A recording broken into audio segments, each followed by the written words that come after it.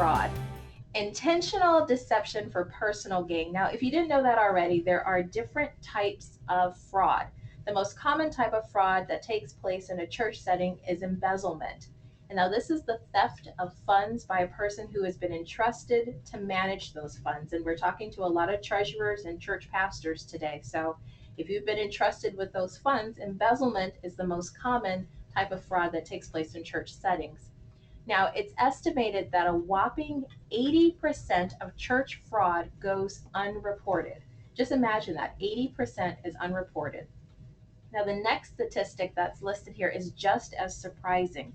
It was reported that during the first half of 2014, by the Status of Global Mission report, that 39 billion US dollars, and that's a B, billion, and church fraud was committed, and that number is expected to grow to $60 billion by 2025. Jermaine, I think we have a problem. I think we have a major problem, Anita. Now, what are we going to do about it? There's a thief in our church, 80%. 80%, that is a lot. And you want to know what's even more astonishing about that $39 billion? What's that? Is that it's also estimated that only, and I say only, 35 billion was used for the church missions. So what that basically says is that more money was embezzled and reported under fraud than it was used for actual church ministries. So just think of what we could have done, or what the church could have done with that extra fund that was actually embezzled. Now, just a point of clarification, this is not the Seventh-day Adventist Church. This is the Christian church as a whole. So this is not the Seventh-day Adventist Church has a $39 billion in church embezzlement. So just a point of clarification here. So let's move on to our next page here, talking about the fraud triangle. Explain this to us. Well, basically, Fernita, the fraud triangle is three different measures of how to measure fraud and the reasoning why one would commit fraud. You have opportunity, pressure, and rationalization. Under opportunity, there are a couple of things that go along with that. And I would say that as we all have worked for the church, we live and breathe the trust factor. Everything is based upon trust. We just know that if anyone is working for the church, then they realize that this is God's work. And so we just trust them. We just automatically trust them. Unfortunately, going back to that $39 billion that we just talked about, we can see that trust isn't always a huge factor to use. So the opportunity is there because we're using the trust factor. Also, accessibility and no accountability. It's there. A lot of times the treasurers have the access to all of the resources that they need, but there's no one looking over their shoulders. There's no accountability for what they're doing. And again, also, it's easy access to all of that. And lastly, under opportunity, one thing that I would say is I believe the church is what I call the equal opportunity establishment. What this is that it's hard, and we all know we've sat through nominating committees. It's hard to find a church treasurer or even a conference, because it's a lot of work that's involved. So anyone that has any type of financial background or information or understanding, if they're willing to be a treasurer, we go ahead and allow them to be that. But again, it's, do you really know your treasurer? Because again, that opportunity, going back to no accountability, but all the access, is very important. So the opportunity is great. Another thing is the pressure. As we all live in a society where we know finances and financial needs is going rampant. Even the Dow Jones have lately taken a dive. So we know that there are financial crises that are going on. So the pressure of making sure that you pay your bills on time and making sure that your financial obligations are being met is number one. Number two is living that luxurious lifestyle. What? Church members living luxurious lifestyles? Yes, indeed. It's supposed to be a life of sacrifice. There is nothing wrong with living a luxurious lifestyle. But as long as you have the financial means to keep up with it. And as we have read in different stories and seen in the newspaper, where people are used to having a luxurious lifestyle, but when a crisis happens, they no longer have the funds to continue that process. And so the pressure is mounting for them to continue to live that lifestyle without embarrassment. And just quite honestly, greed. Greed is huge. So the pressure is definitely there. Rationalization. This is a very interesting one for me because I actually have a thought when it comes to that. You have a lot of fraudsters, to me, which they can actually become spiritually creative. Ah, Spiritually creative. Now, you may ask, what does that mean? To me, that's just a spiritual way to justify their actions. For example, Jesus paid it all. So if I'm a treasure, hey, I have the Lord's money and I'm doing the Lord's work, Jesus paid it all. Or, the scripture talking about opening up the windows and pouring out a blessing. They are being spiritually creative to make sure that they are going through this whole process and so forth. Uh, so again, this is all a part of rationalization. And then, quite honestly, a lot of times, if one is getting underpaid, if they feel like they are being undervalued or underappreciative, the workload could be great. For treasurers, we all know that this is not a simple process. It's not an easy job to do. And so, if they're feeling unappreciated, underpaid, again, they will rationalize as to why they feel like committing fraud is important for them and just the overall need for money. Again, we're living in a financial crisis situation times, so to avoid the embarrassment, of going through the proper process of, attending the church board meeting and being that one that will say that they need to have funds from the church. They're saving themselves embarrassment because how can I be the treasurer of the church when I have my own financial struggles? And so instead of them facing that embarrassment, they will go ahead and rather do this and no one would know. And again, it's only one time, right? supposedly at this time. That's Supposedly. the beginning, the slippery slope that we get onto. So, how do we prevent fraud? What are some basic and good best practices to prevent fraud? Some very basic ways to prevent fraud. Now, let me start off by saying you can never, and I stress that, never prevent fraud completely. You can only minimize it. But to try to prevent it 100% proof, that's really virtually impossible. But a couple of ways to prevent it is number one, segregation of duties. Do not let just the treasurer be the only person that has sole control of the funds of the church. Again, maybe you might want to set up a team, a financial staff. This can include assigning an assistant treasurer to their staff or anyone. And sometimes we have the smaller churches that will say, well, there's not enough people that we can have to where, they can be on the staff. Well, consider the pastor maybe, or segregation of duties, maybe the first elder, or someone else, maybe a departmental leader, but at least to have someone else there available so that the treasurer is not working alone because a lot of times fraud is once, they're working by themselves. Another thing I would say is multiple signatures on the account. You know, do not let them be the only ones that it's just their names that can sign on the check or have access to the account. Again, maybe someone else can, another assistant, pastor, first elder, someone else, even on a larger or local level, to make sure that there's multiple signatures on the account.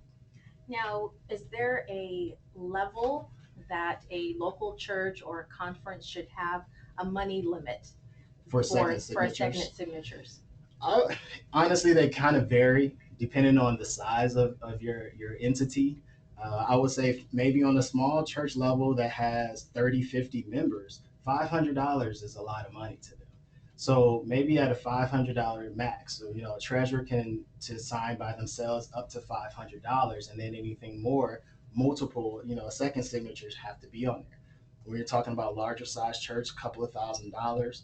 Uh, Large scale tens of thousands, and even maybe like on a local level, a conference level, 20, 25,000. Again, it all depends on the size of your entity, but it's more of something internal that maybe your church board or your finance uh, committee or someone can talk about to say what limits should you place there. But it's always good to have something like that in place. Going to the next point is establish a finance committee. you should definitely have a finance committee, no matter how small or large your church entity is, or even conference level is. This is important because uh, you can look at your financial from a more of a direct level. Uh, on this committee, find people that are individuals that have a financial background or have a financial mindset.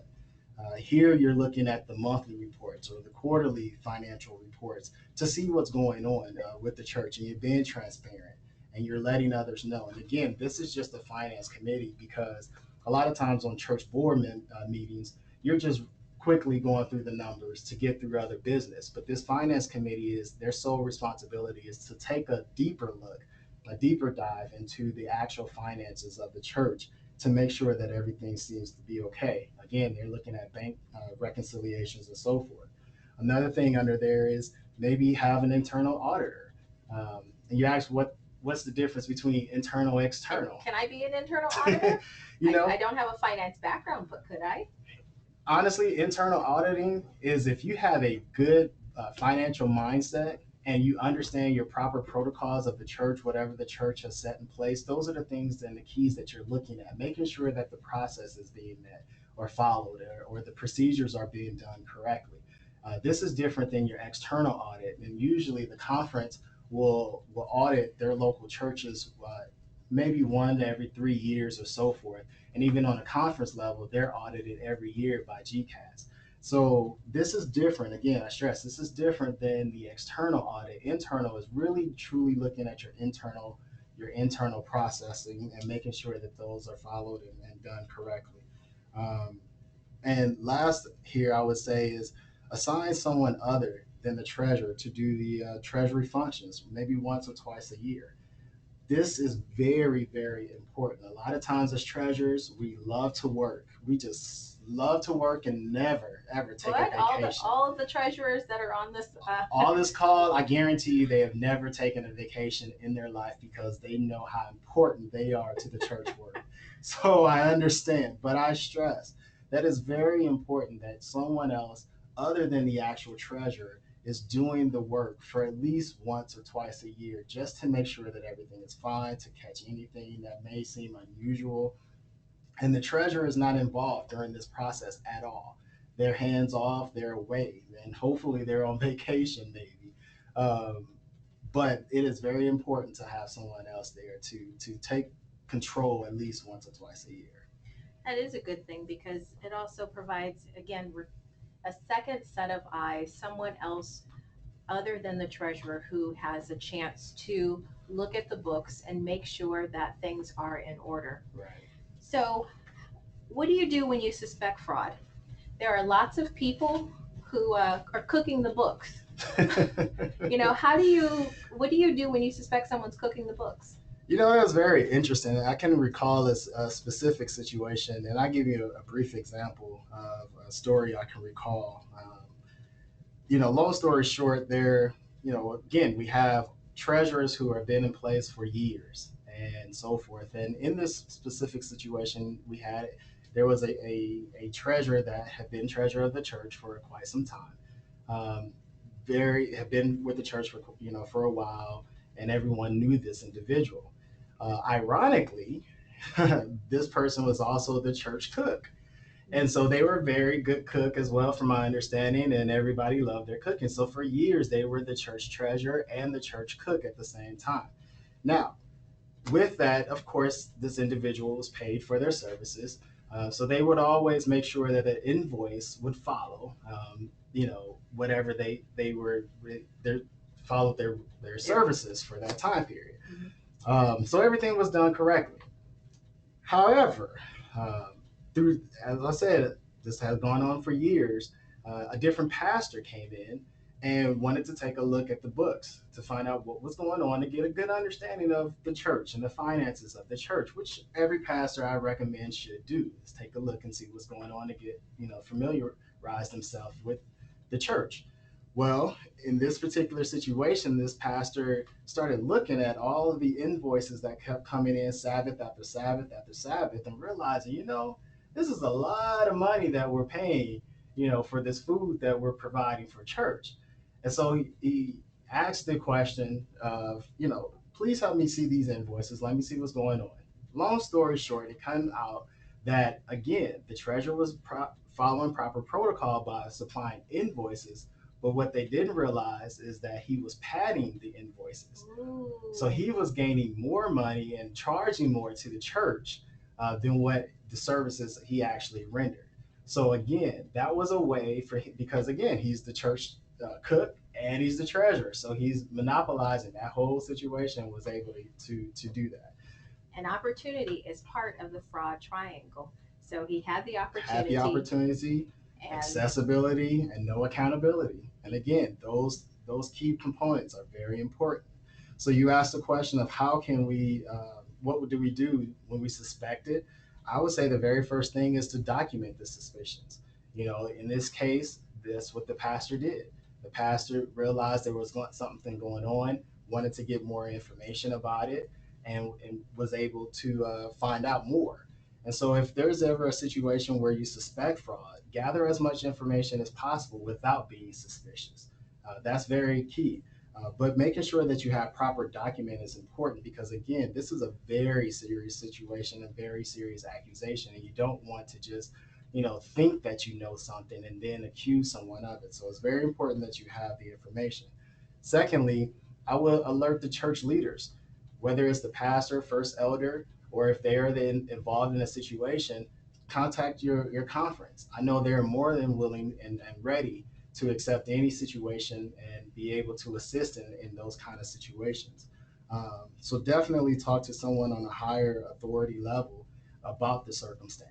Now, I do know that there are some conferences and unions that have what we call a whistleblower hotline. Under this whistleblower hotline, it's a third party hotline where you can call in anonymously and inform the situation, and they can work through that as well. So if you don't feel comfortable doing it that way, you can go through the whistleblower hotline. But again, not everyone has this available. But for those that do, please use that. And then lastly, I would say it is very important to contact the local authority. Now, you don't personally, if you're the one that's suspecting this, I wouldn't necessarily advise you to be the one to go and contact the local authority. But once you've talked to someone on a higher level, let them be the ones to contact the local authority based on the situation, and they'll know who to contact. But it's very important that we report the crime, because actually reporting crime to the local authority is a part of our NAD working policy. Any crime, it is very important to report that. So that's one thing that we must consider. And I know, being Christians and being under the church work, we do not like to do that. But we have to understand that committing a crime is very serious, and we have to take it serious, because a simple firing or reassignment of their duties isn't always the answer. So I would definitely say report the crime. and we have to remember that this technically the church has been robbed.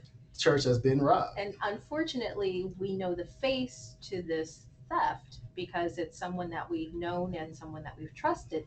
But just as if, someone were to take your credit card and to charge up fraudulent charges, you would be anxious to get after them. Now, Exactly. granted, with because we are Christians, there is a certain protocol that we should take.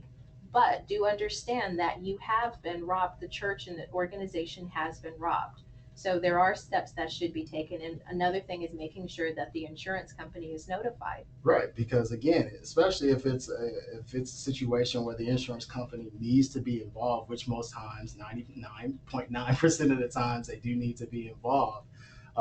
That's one of the first questions that will be asked: is has it been reported to the local authorities? And kind of piggybacking off what you said before, is if you are someone that knows that there has been crime committed and you're not reporting it, it's almost as if you are a part of the situation, because again, we're talking about the Lord's money. And so it's very important that you report crime, regardless of who or what it is.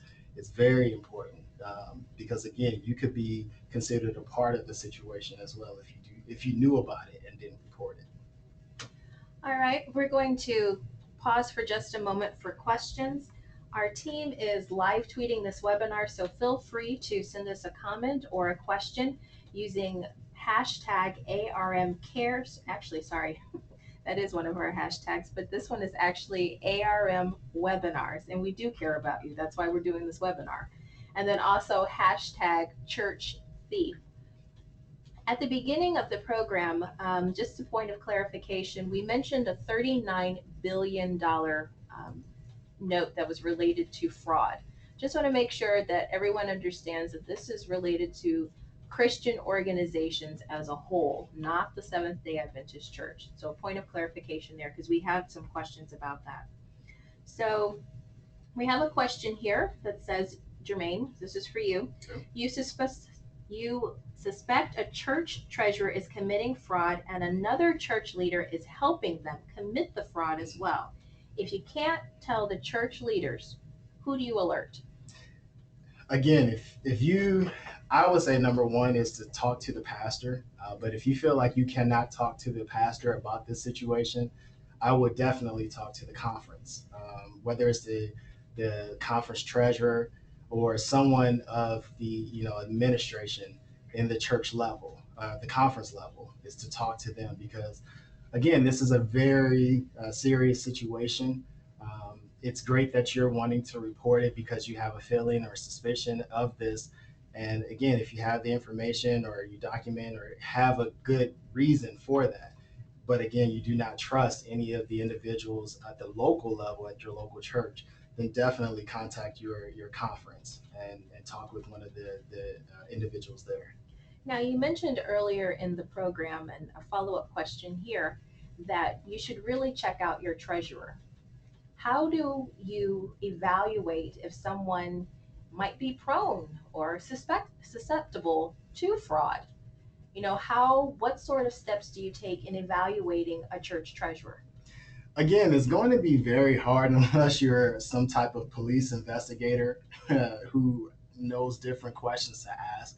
But again, just understand themselves, understand their background, where they've come from, the information that they have, the knowledge that they have regarding being a church treasurer. Um, have they done this before? Have they had any type of experience being a church treasurer? If this is a committee, the committee should be asking a lot of questions, not just taking it, for their word, but identify, proof, whether it's they're currently working as some type of financial advisor or background in the finance work or whatever the case may be. And sometimes, a lot of times sometimes on a local level, you're not able to do all that. So make sure they understand basic understanding of the finance world. Again, though, it is very important that you have those type of procedures in place, whether it's segregation of duties, committees, different things like that to help out in those situations. Even if it is an inexperienced person, there are things and resources available to them to help them through that process. I have another question here. What if the individual repents of their fraud and promises to pay the church back? Do I still need to report the fraud? Well, first off, praise the Lord that they have reached that situation and that position of repenting. That is very important for their spiritual life. But to answer the question, yes, you should report the crime because it is a crime. In any given situation, whether it's, you know, I would say you deal with it on your local level. I'm not one that can tell you how to handle every situation because, of course, there's certain situations, but from a general standpoint, report it. If it is a crime, report it, get it taken care of, and work with the administrators on the local level or on the conference level to take care of that, even if they're willing to return the funds to you. Okay. Well, we thank you all so much for participating in today's webinar. And just to let you know, we have a free resource that's available on our website under the Prevention Resources tab. It's called Risk Management for Church Treasurers. You can find it under the Administration, Staff, and Finance tab. That's within the Prevention Resources tab on our website. So this is free. We also have it in English, in Spanish, and Portuguese, which will be upcoming, and French as well. So we have a lot of multi-language churches within North America, so we want to make sure that this information goes out to everyone. Again, thank you, Jermaine, for joining us and presenting today. Thank you for the honor of being here. I had great fun, and hopefully everyone appreciate me being here because I appreciate being here for you. So Excellent. And thank you all so much for joining us this time. We'll see you next time.